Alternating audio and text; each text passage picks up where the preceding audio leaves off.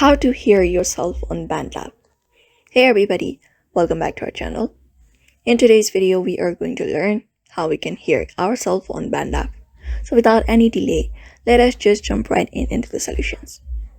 So for that, you can go ahead and open up your BandLab and create up a new project or any project where you already may have recorded your audio. Otherwise, you can also record it at that moment to hear yourself. So for now, I'm using this record button at the top in order to record myself. You can just record up to how many minutes you want. And after you have recorded yourself, the next thing in order to hear ourselves is to monitor ourselves. So in order to monitor ourselves, go to audio pitch in this bottom left corner and this will appear on your screen. You can find this monitoring option. You can just go ahead and enable it. And you can also input an audio device, for example, microphone, if you have not set any, and to make your audio more clearer. After that, click on monitoring and it will start monitoring your audio and help you fix your issue as well.